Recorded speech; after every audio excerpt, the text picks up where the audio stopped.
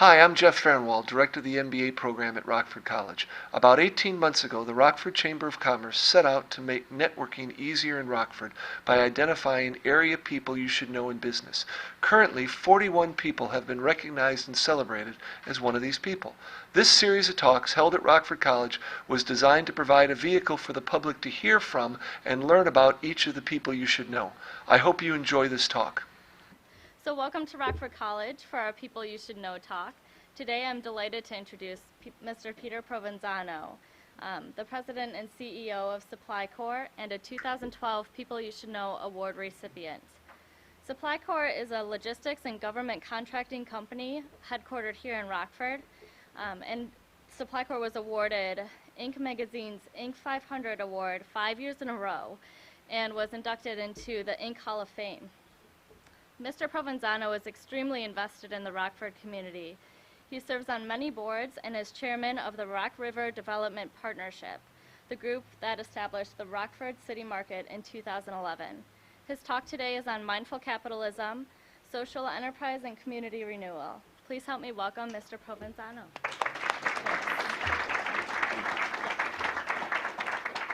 Well, good afternoon, everybody. Thanks for making time to be here. Thanks for having me. As Lauren mentioned, we're going to talk today about mindful capitalism and really three sections of this presentation. The first being Supply Corps' evolution philanthropically here and socially here, and what we're trying to solve and why, so making the case. Secondly, what we want to support, the notion of collective impact, what that means, how we best do that as a community and as a nation. And then lastly, the case for Rockford. You know, the current situation, how collective impact and the things that Supply Corps has underway today, how we can contribute to that. So with that, we'll dive, there we go, right in. As Lauren mentioned, some of these items, I'm a lifelong resident of Rockford, left for a little part of childhood and college and whatnot, but for the most part, I've been born and raised here. I'm passionate about the community. We're engaged in urban renewal, both from a for-profit standpoint and from a not-for-profit standpoint through the Rock River Development Partnership, but also on a for-profit side, we have a development company that's focused on and owns buildings in downtown Rockford and is focused on urban renewal. We are both locally and nationally, politically and governmentally active, which is important in terms of how our social concern and our impact and engagement in social enterprise has evolved. A few years ago, we put on, in conjunction with the higher education of the Rock River Valley, a lecture series here at Rockford College. Myself, the city administrator, Jim Ryan, Mayor Morrissey. Subsequent presentations were done by Max Reen from Live, Work, Learn, Play, a consulting firm that the Rock River Development Partnership brought into town, and a mayor from Fort Wayne in Indiana. The crux of it was, you know, what's the situation in Rockford today? How do we improve it? A case was made by Administrator Ryan to become more of a college town. The cities that are thriving are college-centric, and how do we, you know, migrate our community back towards being a college-centered town? Another issue that was addressed was the expansionism and what the expansionism of Rockford has brought with it, the social impact of that expansion. We are not only committed to the physical capital aspects of community renewal, but we're also committed to the human capital aspect, and that's really what we're going to focus on and talk about today.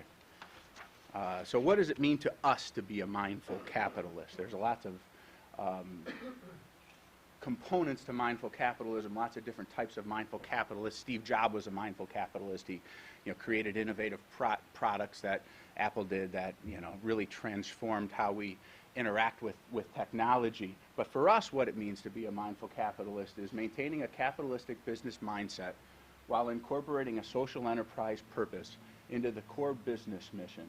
And ultimately, that's to realize social and cultural gain, because ultimately what we're trying to change here is culture. And we have to have societal gain in order to transform culture. So what that's meant to Supply Corps is it's putting profit in the context of the greater good. A rising tide lifts all boats. We can all benefit. We're still profit motivated, but we try to paint it in the context of the greater good. Return on investment is measured by more than merely just profit. There's other considerations. There's social innovation to consider. And at Supply Corps, we wanted to make the connections. Ultimately, what happened with us is we onboarded a social enterprise and we embedded it in the culture and mission of our organization. And that's what this slide represents, social enterprise and corporate linkages. What are the things that Supply Corps has historically been good at? We're a defense contractor. We're a prime contractor to the DoD. And the type of contractor we are, we're not building F-35 fighters. We're not making parts for F-35 fighters. We're an integrator. We're a supply chain integrator. Our mission has historically been to optimize the information, material, and financial flows relative to our customers, in this case the federal government, sometimes a foreign government, sometimes it's a commercial company that supports the federal or foreign government, to optimize the information, material, and financial flow of their supply chains. That has caused us to be very technologically dependent. We're an integrator. We're bringing multiple disparate pieces together, creating a holonic network, a flexible network to address the needs of our customer. That's essentially what we do. And as a result of that, we've gotten really good at, gotta use this laser here, proposal and business development, government and policy advocacy. So from a proposal and business development standpoint, we're writing proposals to the DoD all the time. We're writing proposals to foreign governments. There's a whole business process associated with that. Grant writing would be a similar paradigm in not-for-profit, in the not-for-profit realm. Government and policy advocacy. We are engaged here locally, but we're also in Washington all the time. And a lot of the roads for social change, like it or not, still run through Washington. We have a department that's dedicated to this today. And as I mentioned, we've had to be very good at technological development. We have access to resources. So we write a lot of software. And as a result of that, it's become a core competency of our organization. Well, social enterprises need resources and funding. They need this ability to leverage these connections. We're in Washington all the time. Ability to find new opportunities, and historically have lacked maybe that capitalistic mindset that comes along with being in business. We've had to be process innovators. Applying that capitalistic mindset and process innovation to the social needs of a community is really what we're trying to accomplish here. And this is the gain for a social enterprise. Our interest from a social innovation standpoint centers around this notion of collective impact. Okay, today, historically, we've been trying to solve these problems, whether it's education, crime, on a local and national basis, and we're failing, we're slipping. There's pockets of impact, there's pockets of improvement, but on a national level and a local level, we're not succeeding. The statistics show that. The vital signs report that we'll get to in a little bit shows that we're failing. So collective impact is a relatively new notion. It's really a social flexible network, or a holonic network, which is largely what we based our business on. And it's the commitment of a group of important actors from all different sectors to a common agenda for solving a specific social problem, or a set of specific social problems. And it takes higher education, it takes government, it takes not-for-profits, the public, school districts, private industry, neighborhood-centric organizations, as we'll talk about in a little bit, municipal organizations, and the government. And in the center are these shared goals to achieve a collective impact. Now, you have to develop those goals, you have to execute on those goals, and those are some of the ways that we think that Supply Corps can help. So, from a collective impact standpoint, there's two components that Supply Corps supports today. Strategy, planning, and execution, and Empower. The strategy, planning, and execution piece is something that was born out of Supply Corps. It's been in development for more than a decade now. It's how we run our company. We have names for it internally called goal maps and x-rays. Externally, we have not commercialized this at this point, so there is no external brand. But it's a cloud-based, web-based software solution that allows us to create and develop collaboratively the strategic vision of our organization, the mission, values, and the goals, and then also delineate what the critical success factors are, and to roll the action items, the plans and action items, to achieve success, to measure and achieve success in those critical success factors, to be able to roll those out inside the organization and monitor. So we distribute through the cloud, through the web, the accountability for our mission and our purpose at Supply Corps. And it doesn't have to be organizational. The special thing about this is the way we built it is it can be interorganizational. So it could be the city of Rockford, the county, 205, our public safety system. It can be all of those things coming together to co-develop a shared set of goals and then interorganizationally execute on that. Okay, we believe that, coupled with Empower, Carpenter's Place is a local not-for-profit here in town focused on creating self-sufficiency with homeless people, and they do a really good job of that. They're well supported by the community, but they also had a big idea. They had a big idea that they could do a better job if they were able to coordinate more effectively with other organizations in town. And long ago, about the same time we were developing this, and for a while we didn't know about this, they developed a solution called Empower, which is also a cloud-based collaborative solution, but it's focused on case management. It allows social workers and human services organizations and governments to collaborate in a participant-centered way on the needs of an individual. So these are the goals of a community. This is where the goals of an individual are housed and executed upon across a social network. Okay, and we think these two combined can form the central nervous system for urban renewal and behavioral change. That's our vision. This is a diagram of really what we're trying to accomplish and what we can accomplish with our strategy execution and planning solution. This could be a region, doesn't have to be the city of Rockford. We just utilize that logo, and you have multiple goals.